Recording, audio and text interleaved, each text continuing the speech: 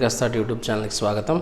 TET యొక్క hall tickets వచ్చేసినాయి. ఎవరెవరైతే టెట్ రాయడానికి సిద్ధంగా ఉంటున్నారో ఇంకా ఎగ్జామ్ టైం వరకు ఉన్న సమయాన్ని చాలా జాగ్రత్తగా ఉపయోగించుకోవాలనేది మనము ఈ యొక్క వీడియో చేయడం జరుగుతుంది. అక్కడ జరిగిన ప్రిపరేషన్ అంతా ఒక ఎత్తు, హాల్ టికెట్స్ వచ్చిన తర్వాత ఉండేటువంటి పరిస్థితి కొంచెం డిఫరెంట్గా ఉంటుంది. కాబట్టి అట్లాంటి ఇబ్బందులకు గురి కాకుండా ఉండడానికి మనం కొన్ని జాగ్రత్తలు తప్పనిసరిగా తీసుకోవాలి. ఇప్పటివరకు మనం చాలా మంచిగా సిలబస్ ప్రిపేర్ అయి ఉన్నాము, దాన్ని ఎగ్జామ్స్ రాసి ఉన్నాము.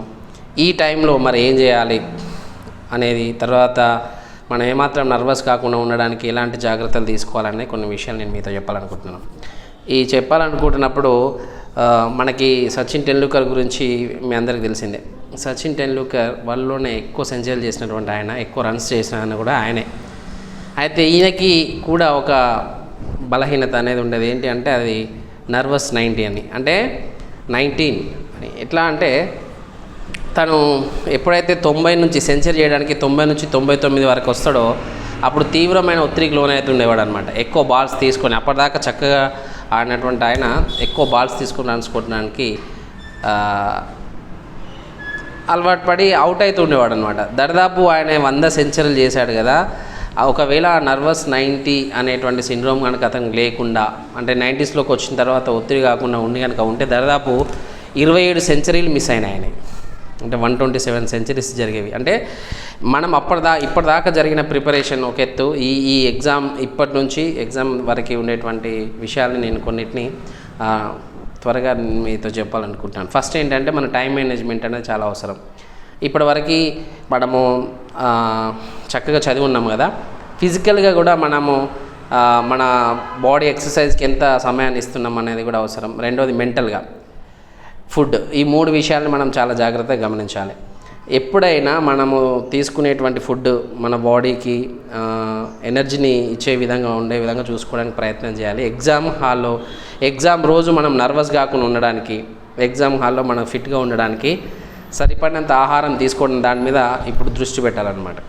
ఈ ఎగ్జామ్కి సంబంధించి మనం ఫిట్గా ఉండడానికి.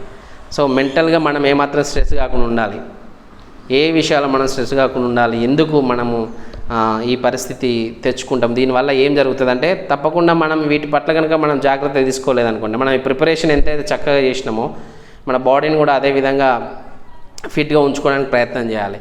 సో కొన్ని విషయాలు నేను మీతోని పాజిటివ్గా మనము ఈ యొక్క 10 రోజులు మనము ఉండాలనుకున్నప్పుడు మనం చేయాల్సిన కొన్ని విషయాలు ఏంటి అంటే, ఖచ్చితంగా సెట్ స్మాల్ గోల్స్. అంటే ఉన్నటువంటి సమయంలో ఏ సిలబస్కి ఎంత సమయం ప్రిపేర్ కావాలి అనే విషయాల్ని మనం చక్కగా రాసుకోవాలి.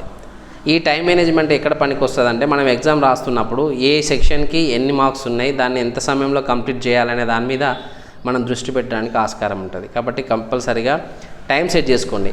నేను ఇప్పుడు మెథడ్ చదవాలనుకుంటున్నా, ఎంత సమయంలో చదవాలనుకుంటున్నా, చదువుతున్నా లేదా అనే దాని మీద దృష్టి పెట్టండి. రెండోది ఏంటంటే, ఎక్కువగా సోషల్ మీడియాలో కానీ లేకపోతే మిమ్మల్ని డిసప్పాయింట్ చేసే విధంగా ఉన్న వ్యక్తులకు మనం దూరంగా ఉంటే మంచిది. ఇప్పటిదాకా జరిగిన ప్రిపరేషన్ రివిజన్ కోసం కేటాయించుకుంటే ఆ రివిజన్ కూడా మార్క్స్ బేస్డ్గా ఉంటే మంచిదని మనం మొన్న మాట్లాడుకున్నాం.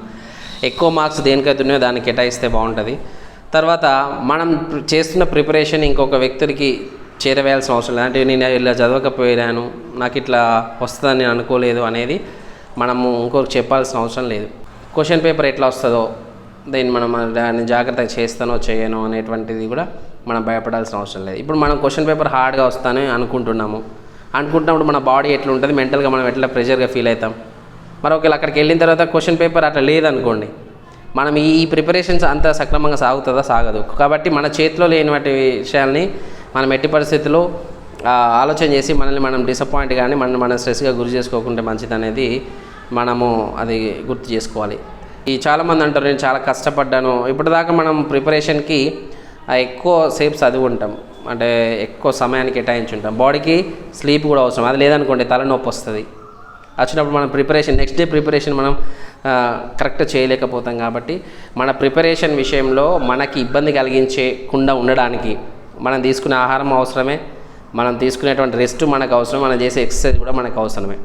సో అట్లాంటప్పుడు బాడీ ఫ్రీ అవుతుంది. విషయం ఏంటి అని అంటే, మనతో ఎవరైతే పాజిటివ్గా మనం ఎంకరేజ్ చేసేవారు ఉంటారో వాళ్ళతో రెగ్యులర్గా కాంటాక్ట్లో ఉంటే మంచిది. అంటే మీ స్ట్రెస్ని తగ్గించుకోవడానికి కానీ మిమ్మల్ని కొంచెం ఆ యొక్క వాతావరణం నుంచి బయటికి తీసుకురావడానికి ఎవరైతే ఉంటారో వాళ్ళతో మాట్లాడడం అనేది చాలా జాగ్రత్తగా చేస్తే మనకి బాగా ఉంటుంది అనేది మనం గుర్తు చేసుకోవాలి. సిలబస్ ఇప్పుడు బాగా చదవాలి, ఈ సమయంలో ఎక్కువ చదవాలి, అంతకుముందు చదివిన దానికంటే ఎక్కువ సమయం చదవాలి అనుకోవడం మంచిదే.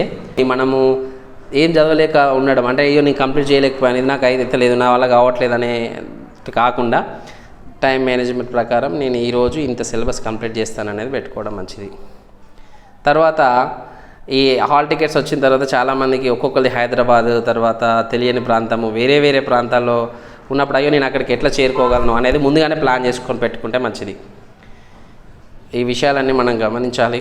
మనల్ని మనము ఆరోగ్యంగా కాపాడుకుంటూనే మనం చేసిన ప్రిపరేషన్ని ఇంకా కొంత రివిజన్ పార్ట్కి ఉంది కాబట్టి దాన్ని చేస్తూ మనం మంచి మార్క్స్ తెచ్చుకుంటే బాగుంటుందని నేను అనుకుంటున్నాను.